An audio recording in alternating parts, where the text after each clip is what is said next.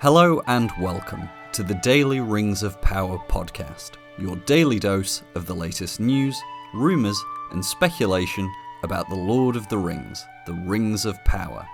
The day is Sunday, September 25th, and I'm your host Harry. I hope you're having a wonderful morning, afternoon or evening, wherever you are in the world. I'm back with my weekly spoiler review, this time for the Rings of Power, Ep.5, Partings. As we've done for previous episodes, this won't be an in-depth scene-by-scene breakdown. For this episode, I'll be covering the overarching story arcs, talking about my favourite elements, and also discussing some interesting details I picked up on.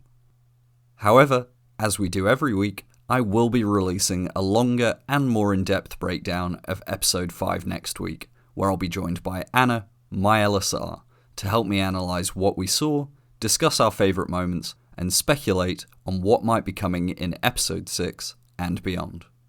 Before we get into the review, we have to start the episode with a reading from the Professor's work. Today's reading comes from Unfinished Tales, the history of Galadriel and Celeborn. The other tale runs so, that long ago, ere Sauron deluded the smiths of Eregion, Galadriel came there, and she said to Celebrimbor, the chief of the elven smiths, I am grieved in Middle-earth, for leaves fall and flowers fade that I have loved, so that the land of my dwelling is filled with regret, that no spring can redress. How otherwise can it be for the Eldar, if they cling to Middle-earth? Said Celebrimbor. Will you then pass over sea? Nay, she said, Angrod is gone, and Aignor is gone, and Felagund is no more. Of Finarfin's children I am the last. But my heart is still proud.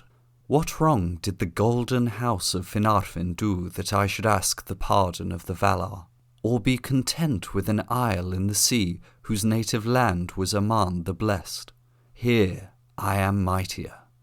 What would you then? Said Celebrimbor.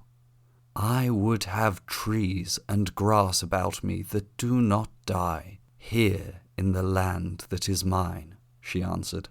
What has become of the skill of the Eldar? And Celebrimbor said, Where now is the stone of Eärendil, and Eärnethil who made it is gone?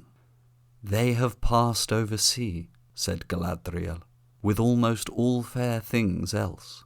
But must then Middle-earth fade and perish forever? That is its fate, I deem, said Celebrimbor. Long-time listeners may remember that I used part of this passage for my first ever episode, but it seemed so important to bring it back for today. As we'll discuss shortly, the ideas that Galadriel and Celebrimbor discuss in this scene are at the very core of this episode's most contentious plotline.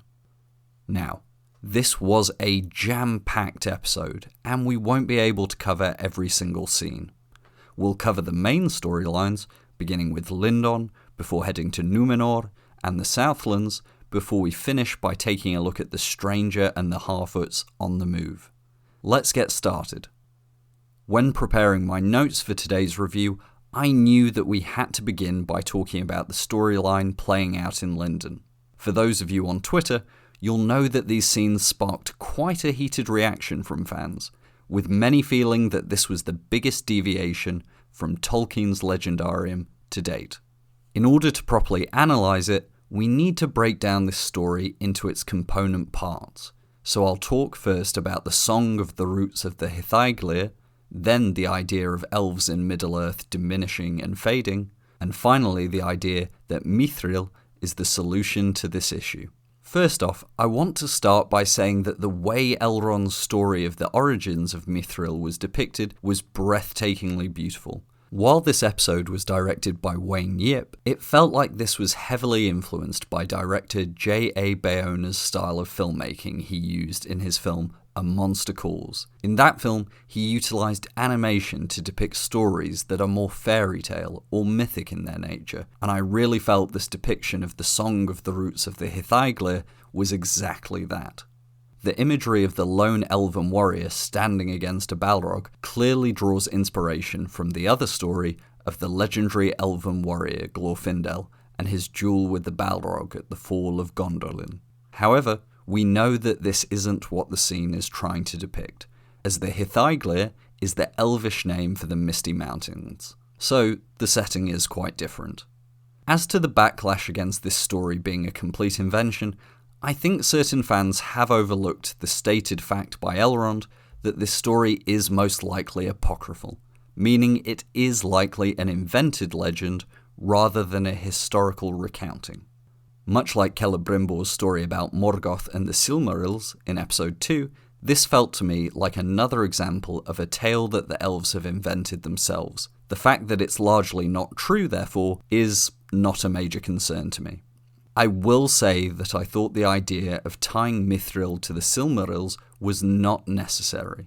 The writers have clearly taken inspiration from the story of Maithros, the son of Fëanor, who cast himself and the Silmaril in his possession into a fiery chasm. So the idea of a Silmaril being hidden in the depths of the earth is not being made out of whole cloth. However, I didn't feel like it was necessary to tie this to Mithril. One of the joys of Tolkien's Legendarium is that there are not firm explanations to every little detail, and I never thought it was necessary to have the origin of Mithril be interwoven with one of the other core stories of the world. It seems to me like the reason the writers chose to do this was because they wanted to then have Mithril to be seen as containing what the show refers to as the Light of the Valar. I'll get into this in a few minutes, but it seems that this concept is slightly reverse engineered to make Mithril the solution to the elves' problem. Now, there may be a good reason why the elves have arrived at this conclusion, but I'll explore that shortly. Let's move from that tale to the concept of the elves in Middle-earth fading and diminishing. Now, there's nothing wrong with this concept in general. It is a core part of Tolkien's world. Without spending 30 minutes just explaining this detail by detail, the quickest summary I can offer for non-book readers is that the world that elves inhabit was marred in the beginning of time by Melkor, who later was known as Morgoth. Because of this tainting of the very fabric of the world, while elves remain functionally immortal, in Middle-earth they will still diminish and fade over the ages, until eventually they'll become like ghosts or wraiths. We also see this fading in terms of the natural world of Middle-earth, something I think the show has tried to demonstrate in a much more visceral way with the decay of Linden's great tree. For those who don't know the text, this fading is a primary motivator for why the elves gravitate towards the idea of creating the Rings of Power, to slow or even to halt this fading of themselves and their lands, in the same way that in Valinor, the slow march of time does not have such a deleterious effect. Where I think the show has made things slightly tricky for themselves is in the speed at which the elves seem to be concerned about this fading. As you'll remember from the passage I quoted at the beginning of the episode, in the books this effect is far more gradual and not something that would be an impending doom by spring. To a certain extent, I think this represents one of the first times we've seen the show really come up against the core difficulties of time compression. That being, it makes it much harder to show the long-lived nature of elves and their core fears and motivations. What we're essentially seeing in this episode is a version of the long defeat that Galadriel talks about in The Lord of the Rings, but because it's being compressed into such a short time span, it doesn't really land to the same impact or weight than when looked at over the course of thousands of years. Now, there may be an explanation for why the elves in this show feel this sense of imminent doom, but I'll get to that in a moment as we discuss the idea of Mithril being the solution to this fading. This is where we have to do the most speculation. And as I said on Twitter immediately after finishing my first viewing of the episode, I would caution all of us to wait and see how this storyline plays out. Especially as we only have a few episodes left, it's important to wait until the end of episode 8 to really make a decision about whether the show pulls it all together in a satisfying explanation. As to my own view, I'll say this. The idea of Mithril being the solution to the elves' fading does not make much sense to me. Even if Mithril did contain the light of the Silmarils, as in the apocryphal tale, that in itself wouldn't be a source of preservation against decay and diminishing. Whilst the light of the two trees was captured inside the Silmarils, there's no real textual basis to think a material derived from them would have inherent properties of preservation. It's also slightly odd that Celebrimbor would refer to this as the light of the Valar, which only really works if you argue the light of the trees themselves was a physical manifestation of the Valar's essence, which I'm not sure quite works with the established lore. Either way, we're now getting way too far down a lore rabbit hole that doesn't really help us understand what the show is doing. And as I've said before, when thinking about adaptation, it's important not to get ourselves tied in knots about the lore rather than try and look at what the story the show is trying to tell. So let me offer some light speculation on where the show is going with the storyline. I can think of two options that would make sense.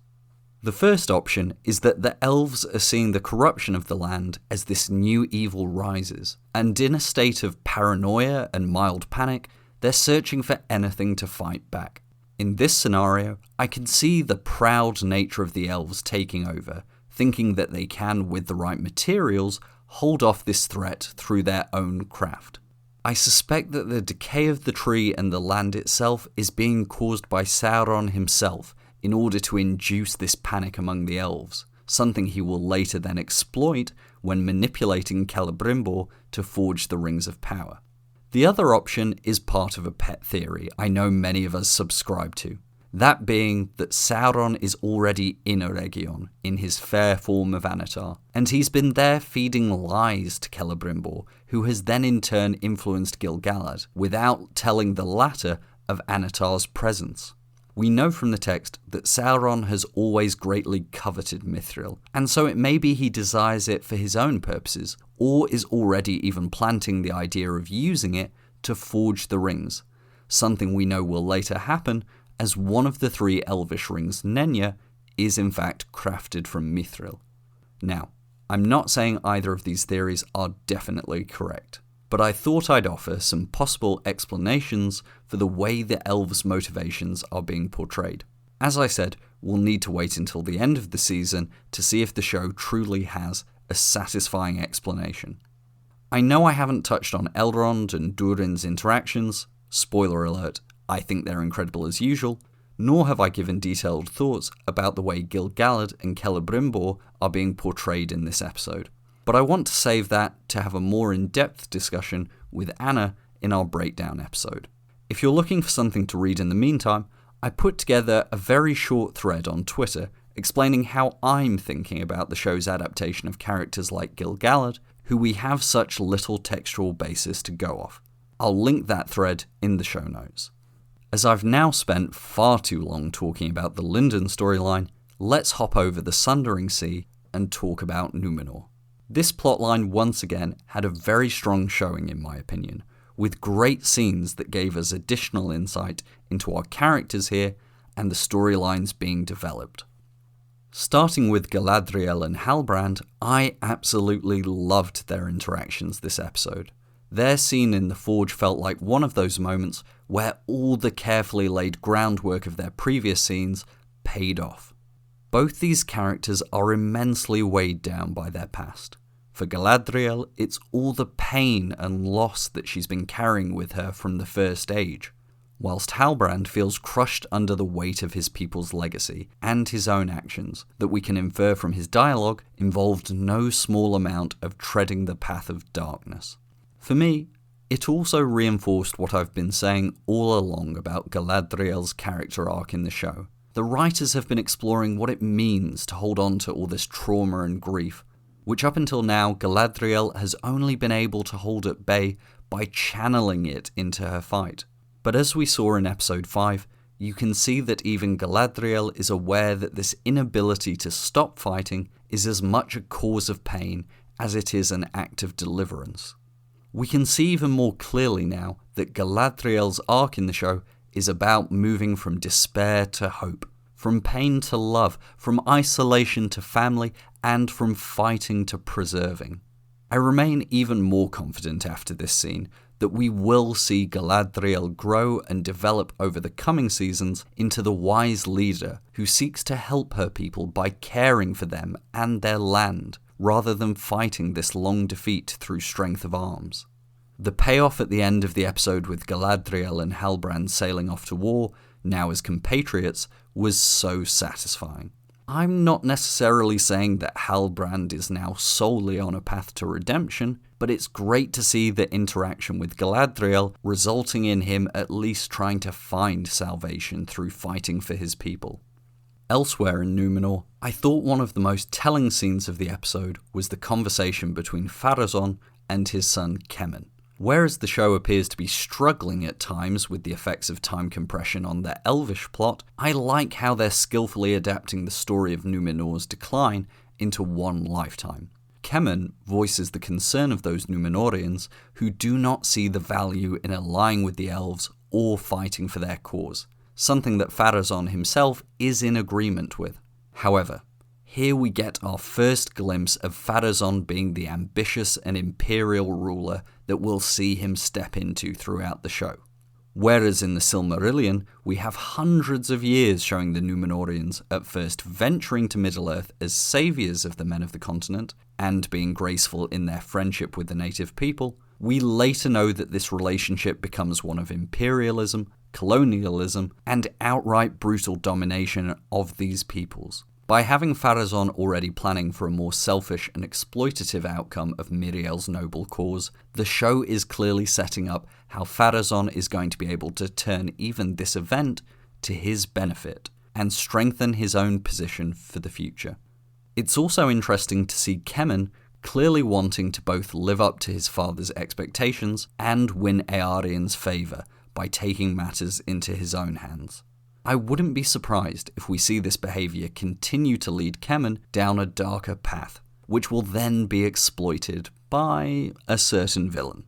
As for Isildur's ongoing story, I was glad to see the show continue to demonstrate how some of his core qualities come into conflict. There's a noble desire to serve and live for a larger cause, conflicted with his own brash youth and a lack of self-identity that stops him from fulfilling what his own father might expect of him. I'm glad we got a resolution of the conflict between Isildur and his friends, Valandil and Ontomo, but not one that felt cheap. Valandil doesn't forgive Isildur just because he says sorry, and even their resolution at the end of the episode allowed for Valandil to be glad that Isildur is coming with him without reducing the idea that he doesn't completely trust Isildur to do the right thing. We also got another fantastic bit of foreshadowing from Valandil's dialogue in the alley, where he says that he hopes Isildur will one day find something that he would be willing to sacrifice anything for. Now, I know some fans have understandably taken the view that this is a reference to Isildur's failure to sacrifice his own pride when he does not destroy the One Ring at Mount Doom. However, I think you could also see it through the lens of Isildur making the ultimate sacrifice at the Gladden Fields. If you've read the full version of this event within Unfinished Tales, it can definitely be seen through the lens of Isildur sacrificing himself to protect others. While I still have some qualms about how exactly they're executing Isildur's plot, which hopefully I'll be able to discuss with Anna, it was great to see more of this groundwork for Isildur's character development being laid so early on. I'll also add that for me, the Númenorian scenes were once again defined by a fantastic use of Bear McCreary's music.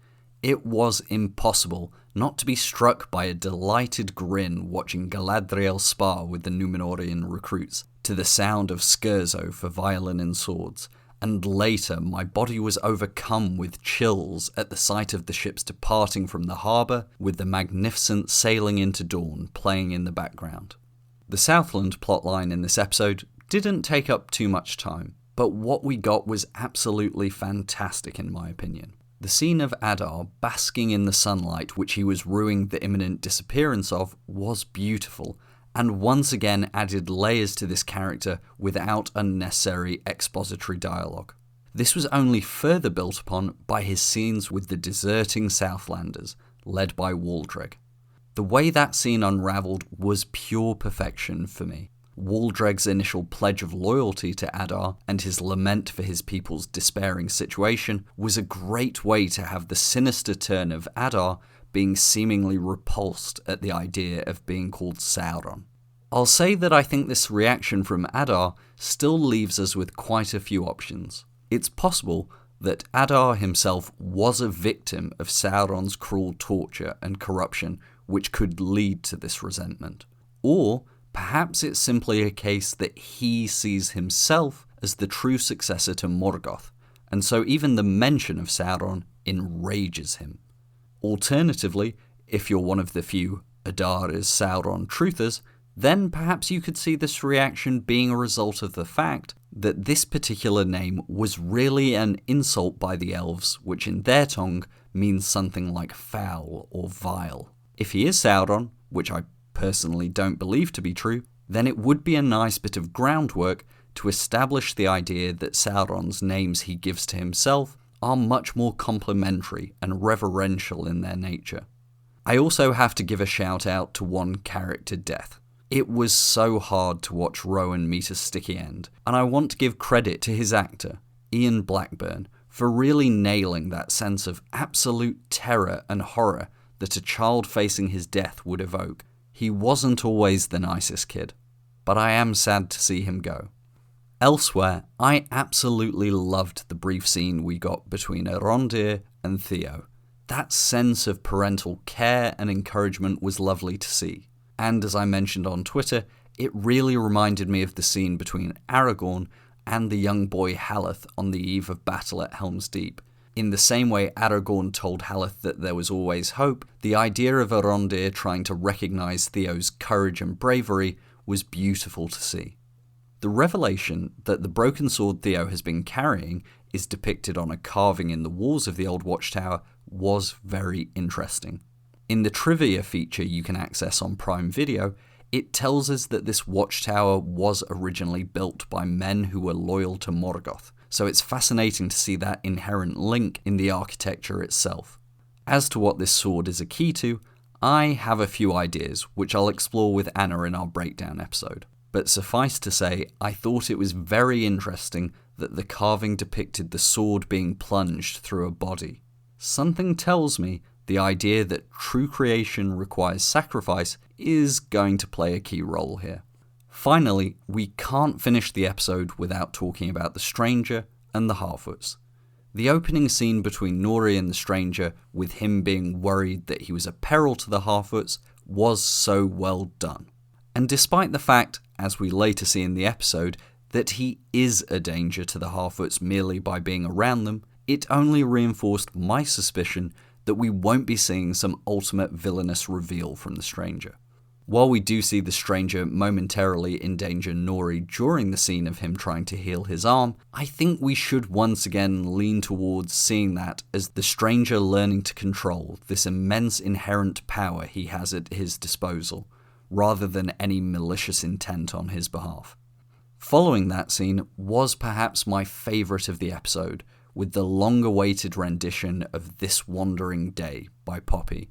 Megan Richards has a beautiful voice, and as I said on Twitter, the end of that song made me incredibly emotional. Something about seeing the Stranger so alone and searching the starlit sky was a real tearjerker of a moment for me. I've loved this song since we heard it on the soundtrack, but experiencing it in the episode was something else. I'm sure we can all relate to that feeling of being lost and alone, but knowing all we can do is keep wandering on.